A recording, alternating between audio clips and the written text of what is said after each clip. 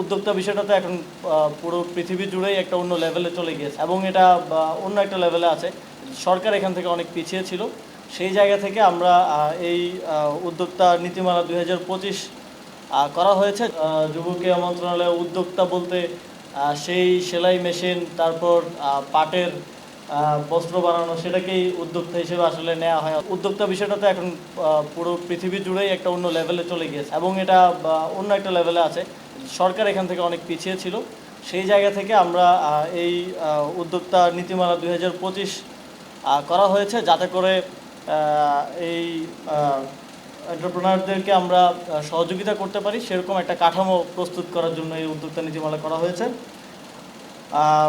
দেশে বিরাজমান সামাজিক, অর্থনৈতিক এবং পরিবেশগত চ্যালেঞ্জ মোকাবেলা করতে যুব সমাজের ক্ষমতায়ন, বাংলাদেশের কর্মক্ষম জনসংখ্যার তুলনায় কর্মসংস্থানের সুযোগের ব্যাপক ঘাটতি রয়েছে। প্রতি বছর প্রায় 22 লাখ তরুণ শ্রমবাজারে প্রবেশ করে, যার মধ্যে সরকারি, বেসরকারি সহ বিভিন্ন খাত মিলিয়ে 12 লাখকেই আমরা কর্মসংস্থান দিতে পারি, প্রায় 12 লাখ।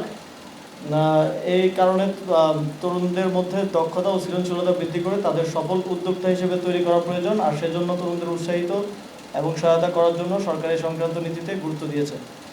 এই নীতিমালার প্রধান কয়েকটা লক্ষ্য উদ্দেশ্য আমি একটু বলবো। সামাজিক, অর্থনৈতিক ও পরিবেশগত উন্নয়নের ক্ষেত্রে তরুণ উদ্যোক্তাদের অসাধারণ অবদানকে স্বীকৃতি দেয় এবং জাতি গঠনে এবং প্রান্তিক জনগোষ্ঠীর জীবন তাদের সম্পৃক্ততাকে উৎসাহিত করা। যারা উদ্যোক্তা হওয়ার সুযোগ খুঁজছে বা চাকরি হারিয়েছে বা বর্তমানে বেকার বা বিদেশ ফেরত বেকার কিংবা ভবিষ্যৎ কর্মসংস্থান সম্পর্কে নিশ্চিত নন, এমন সম্ভাবনাময় যুবদের সহায়তা প্রদান করা এবং সেই সাথে বিশেষ সহায়তা সম্পন্ন ব্যক্তি, সুবিধাবঞ্চিত প্রান্তিক এবং বেকার তরুণদের আত্মকর্মসংস্থানের পথকে সহজতর করা। নারীদের মধ্যে যারা বেকার কিংবা গৃহিণী এবং তাদের মধ্যে যারা নিজস্ব উদ্যোগ শুরু করতে চাইছেন তাদেরকে সহায়তা করা। ফ্রিল্যান্সার, স্বতন্ত্র বা একক মালিকানাধীন প্রতিষ্ঠানের জন্য বিশেষ কার্যক্রম চালু করা, যাতে তারা নতুন নতুন ব্যবসা পেতে পারে, বিশেষ করে বিদেশে বসবাসরত বাংলাদেশিদের সাথে সংযোগ স্থাপন করতে পারে এবং তাদের অংশীদারিত্ব বা যৌথ উদ্যোগে ব্যবসা প্রতিষ্ঠা করতে পারে। যুব উদ্যোক্তাদের কর্মসংস্থানের ক্ষেত্র বৃদ্ধি করতে এবং বৈশ্বিক শ্রমবাজারের চাহিদার সাথে তাদের দক্ষতার সমন্বয় করতে বিশ্বব্যাপী চাহিদা রয়েছে এমন বিষয়ে প্রশিক্ষণ প্রদান করা। যুব উদ্যোক্তাদের সুবিধা, চ্যালেঞ্জ এবং বহুমুখী সমস্যা নিয়ে নিরন্তর গবেষণা পরিচালনা করা এবং গবেষণা প্রতিবেদন ও প্রকাশনা তৈরি করা। যুব উদ্যোক্তাদের কার্যক্রম নিয়মিত পরিবেক্ষণ করা এবং যুব উদ্যোক্তাদের কাজের অর্থনৈতিক ও সামাজিক প্রভাব পরিমাপ করা, যেমন সৃষ্ট কর্মসংস্থানের সংখ্যা, মোট আয়ের পরিমাণ কি, এগুলো নির্ধারণ সহ বিভিন্ন কাজ করবে।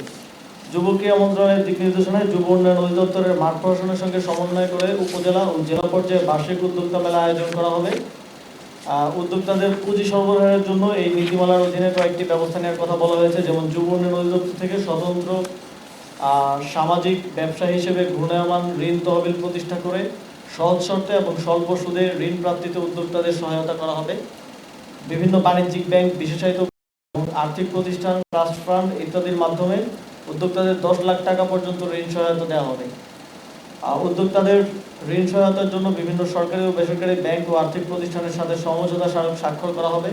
এছাড়াও উদ্যোক্তাদের পণ্য বা সেবা উৎপাদনের জন্য কাঁচামাল বা অন্যান্য পণ্য আমদানি প্রয়োজন হলে নির্দিষ্ট সময়ের জন্য কর ও শুল্ক অব্যাহতি দেওয়ার উদ্যোগ নেওয়া হবে।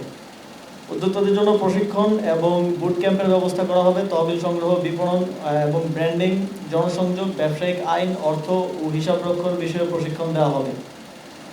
সরকারি ও বেসরকারি বিশ্ববিদ্যালয়, কারিগরি ও বৃত্তিমূলক শিক্ষা প্রতিষ্ঠান এবং বিদ্যমান গবেষণা কার্যক্রমের পাঠ্যসূচিতে উদ্যোক্তা উন্নয়নকে অন্তর্ভুক্ত করার পদক্ষেপ নেওয়া হবে।